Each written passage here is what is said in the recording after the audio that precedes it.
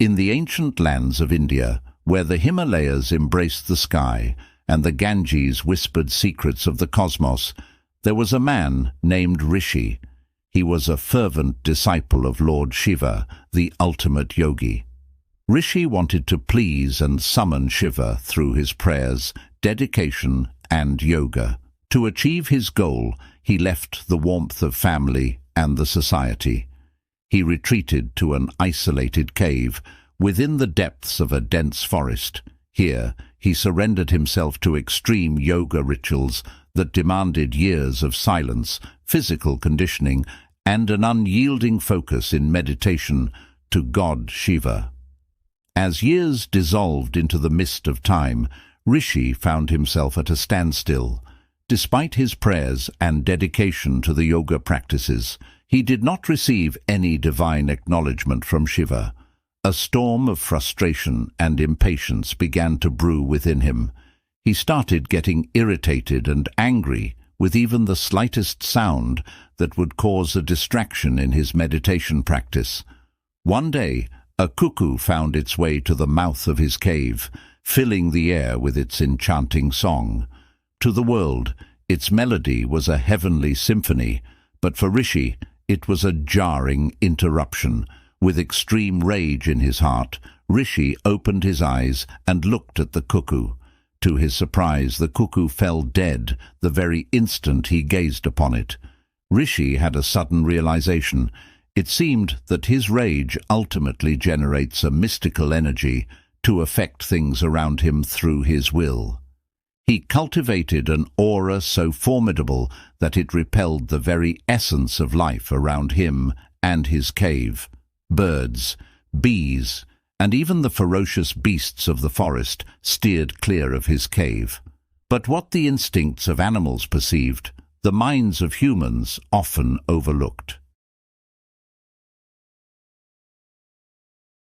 A band of wandering families, oblivious to the cave's dark energy, saw the absence of ferocious wildlife as a blessing. They cleared a portion of the forest and erected a village, complete with the clinking of farming tools, the lowing of cattle, and the laughter of children. The once tranquil forest was now a hive of human activity, shattering the fragile peace that Rishi had built through his dark aura. Rishi, disturbed by all the commotion, woke up and walked to the entrance of the cave, and was surprised to see a bustling village in place of the once dense forest. He observed how the villagers were a tight band of people working together, some farming, some herding sheep and cattle, some engaged in woodcutting while the children played. Observing the villagers' communal harmony, a sinister idea began to crystallize in his mind. To make them leave, I will have to break their communal harmony, he thought to himself. His first target would be the innocent laughter of children that echoed through the village. Rishi crafted a magical spinning top, a toy so captivating that it would sow the seeds of discord among the children. He left it near the village playground, where it didn't take long for the children to discover it. As expected, the children fought over the mesmerizing toy. Everyone wanted it for themselves and started fighting for it. Even their parents joined in the fight. Their unity shattered, their laughter silenced. Next, Rishi turned his attention to the woodcutters. Using his yogic powers, he made some of their axes vanish into thin air. Accusations flew, trust eroded, and the woodcutters turned against each other. Next, Rishi focused on the farmers. With a wave of his hand, he caused poisonous weeds to sprout amidst the healthy crops. The farmers, bewildered and distressed, began to suspect each other of sabotage. Finally, Rishi turned his gaze to the shepherds and their flocks. That night, with a subtle flick of his wrist, he released the cattle and sheep, sending them scattering into the forest. The animals, unaware of the dangers that lurked, were easy prey for the wild beasts that roamed the woods. The loss of their livestock was the final blow. Each began to suspect the other of sabotage. their collective communal spirit dissolving into a fog of doubt and betrayal. With their friendship, unity, and spirit shattered, the ripple effects were felt throughout the village.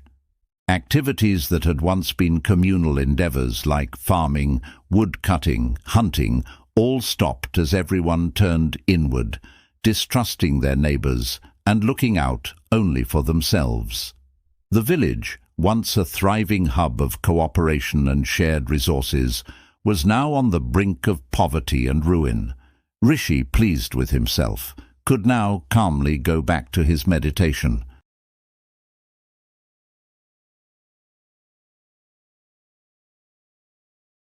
A few days later, a child's desperate cry pierced the air. An unknown young boy was found fallen into a deep ditch. The ditch was deep, and without food or water the child did not have a lot of time. The villagers came together, and despite their recent differences and squabbles, they united for a common cause, to save the child. With ropes and makeshift pulleys and with a lot of planning and effort, the villagers pulled the frail, weakened child out of the ditch. The child's clothes were tattered, his body bruised. Despite their meager resources and recent hardships, the villagers opened their hearts and homes to the hurt boy. They shared their scant food, offered their humbly clothing, and applied medicines to his bruises. Each household contributed what little they could, reviving the essence of community and compassion they had lost. This incident served as a catalyst, melting away their distrust. The village once again found its communal spirit, thanks to the innocent peril of a child. A few days later, a merchant arrived seeking his lost son. Upon finding that his son was rescued by the villagers, he showered them with gifts, better tools for woodcutting and effective weed killers for farming. He also shared his livestock, cattle and sheep, and helped the village out as much as he could. High above in his cave, Rishi sensed a shift in the village's energy. He walked out to the cave's mouth, and much to his dismay, he found the village was bustling again. Frustrated and bewildered, he tried to use his powers to cause trouble, but to his surprise they had no effect. He descended from his cave to investigate, determined to find out who had undone his schemes and who is obstructing the flow of his powers. He used his meditative powers to see the true forms of the villagers and was surprised to find the merchant and his son were not human. He confronted them and asked them to reveal to him who they were. To his astonishment, the child transformed into Lord Ganesha and his father. The merchant transformed into Lord Shiva. Overjoyed, yet humbled, Rishi fell at their feet. "Why did you not come to me first, my lord? I have been your devotee for years," Rishi inquired. To this, Shiva smiled and replied, "I did come to you, Rishi, in many forms. I was the cool wind that caressed your face in the hot summer, the deer that playfully grazed nearby when you were anxious, and also the cuckoo that sang near your cave. But each time, you chose not to see me and acted out of anger." The perfect devotee is the one who has the wisdom to see the divine in every form and in the whole. Wise Ganesh also added here, saying, "Your hard-earned skills are meaningless if you cause harm with them. Find the right balance between your personal goals and community service. Only then will you truly attain the divine." Humbled and enlightened, Rishi finally understood that one must use their gifts to essentially help and nurture rather than cause harm. From that day on, Rishi became a changed man. He practiced his meditation to Shiva, but also spent time with the people, sharing his wisdom to help them, and in return, he learnt a lot from their simple joys. The village and the environment around flourished, its people living in harmony with each other and with nature, forever grateful for the divine intervention that had saved them.